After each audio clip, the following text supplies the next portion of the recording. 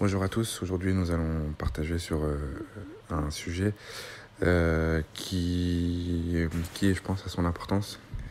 C'est le fait de connaître Jésus, notre Seigneur Jésus-Christ de Nazareth, le Créateur de toutes choses, dans la chair, c'est-à-dire pas dans l'esprit, non pas être converti, mais dans la chair. Donc pour commencer, nous allons lire un passage dans la parole du Seigneur. Donc c'est dans le livre de Jean, au chapitre 8, verset 31.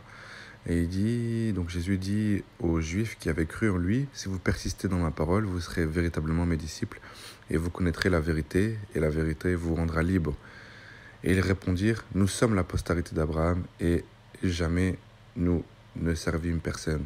Comment donc, dis-tu, vous serez rendus libres ?» Voilà, donc ce verset qui nous indique que les pharisiens avec lesquels discutait Jésus se réclamaient de la postérité d'Abraham. Ils se réclamaient de la postérité d'Abraham et se pensant être juste, pensant être dans la vérité. Et aujourd'hui, on peut faire un parallèle avec ce verset, avec malheureusement beaucoup de personnes qui parlent du Seigneur, qui parlent de l'enlèvement du Seigneur, qui parlent des choses spirituelles, qui parlent des choses d'en haut, qui peuvent même parler du troisième ciel, du paradis, qui peuvent nous parler de la foi, qui peuvent nous parler de l'amour de Jésus, qui peuvent nous parler de combien Jésus nous aime, combien Jésus nous attend, combien Jésus veut nous sauver, combien Jésus veut transformer nos cœurs, il veut transformer nos vies. Ça peut même être parfois des gens qui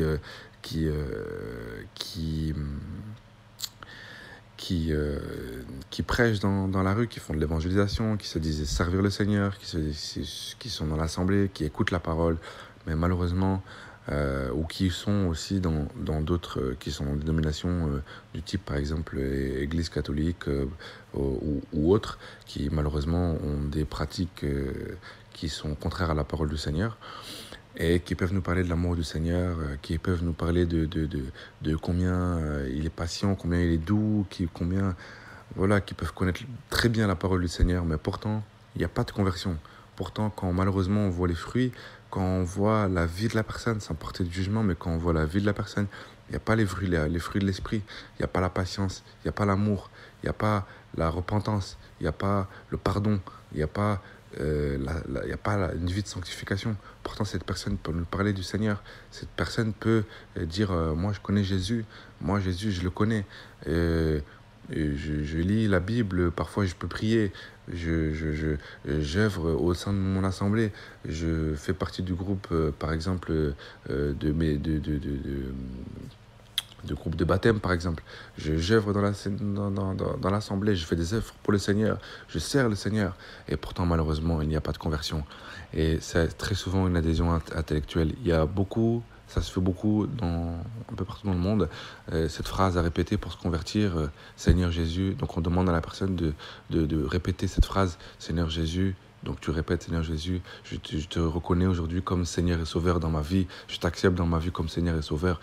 Et c'est cette phrase-là qui fait croire aux gens, en fait, que c'est à ce moment-là que la conversion se fait. Ce qui est faux. La conversion se fait à partir du moment où, dans notre cœur, on a décidé de suivre le Seigneur. Ce n'est pas cette phrase-là qui va nous convertir. Parce qu'on peut être touché lors d'une prédication, lors d'un message, et répéter cette phrase, et aller se jeter dans le péché, se jeter dans la fornication, se jeter dans la masturbation par derrière, et avoir gardé la même vie qu'auparavant. Pourtant, on a dit cette phrase, pourtant on croit être converti, pourtant on croit avoir donné notre vie au Seigneur, mais c'est totalement faux. La conversion, elle se fait véritablement lorsque le cœur se tourne vers le Seigneur, lorsque le cœur décide de suivre le Seigneur, de lui obéir, d'avoir une vie quotidienne de méditation de la parole, quotidienne d'obéissance, quotidienne de prière. Oui, on peut tomber, oui, on peut se relever, oui, bien sûr, on fait des erreurs. Au début, comme au milieu, comme à la fin de notre marche avec le Seigneur, on fera toujours des erreurs. On se relèvera. On aura comme but la sanctification, comme but de se relever, et non pas comme but d'être dans le péché, de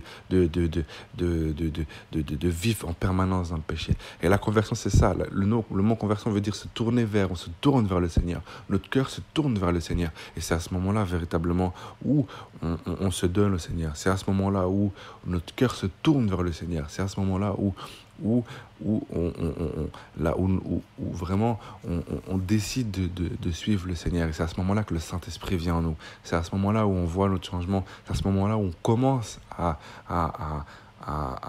manifester les fruits de l'Esprit.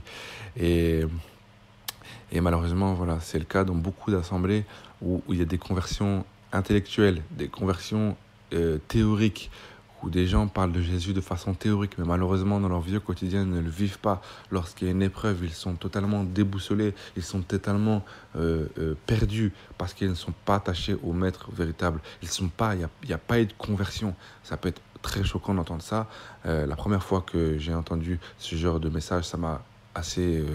je me suis beaucoup questionné, et ça m'a fait poser beaucoup de questions. Oui, dans les assemblées, un certain nombre de personnes dans les assemblées ne sont pas converties.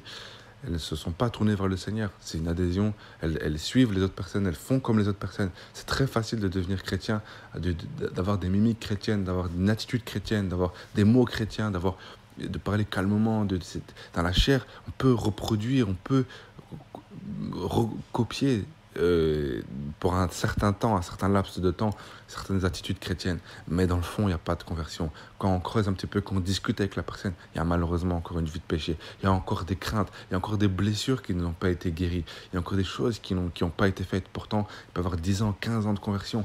Enfin, 10 ans, 15 ans de marque chrétienne, on va dire. Mais la personne n'est pas convertie. Elle ne s'est pas tournée vers le Seigneur. Et ça, c'est terrible. C'est terrible. Voilà pourquoi c'est très important de s'examiner soi-même chaque jour, de se poser les bonnes questions chaque jour, de se demander si véritablement on suit le bon chemin, la bonne route, si on suit véritablement le Seigneur. Dans la prière, ça doit être des objets dans notre prière. On doit demander au Seigneur véritablement qu'il nous conduise dans sa volonté. Et si nous ne sommes pas convertis, qu'il nous accorde la grâce d'avoir un cœur qui se tourne vers lui véritablement, mais non pas un cœur qui cherche ses propres bénéfices, parce que parfois certains voient que les gens qui sont convertis peuvent avoir qui n'ont pas marié son mari, des personnes qui sont célibataires sont en couple, des personnes qui n'ont pas d'enfants, des enfants, voilà, parfois il peut y avoir les personnes qui sont converties ont ces choses parce que le Seigneur s'occupe de ces choses. Le Seigneur nous demande dans le livre de Matthieu d'abord regarder, de s'attacher aux choses d'en haut, et les choses que les gens recherchent, les choses de cette terre, il nous les donnera par la suite. Et donc les gens malheureusement se tournent vers le Seigneur parfois par intérêt et pour un bien personnel, et par la suite ils se retournent dans leur vomi, ils retournent dans le péché. Et c'est malheureux d'avoir suivi une assemblée, d'avoir œuvré au sein d'une assemblée, d'avoir parlé de Jésus, d'avoir parlé de l'amour de Jésus sans même vivre en profondeur l'amour de Jésus.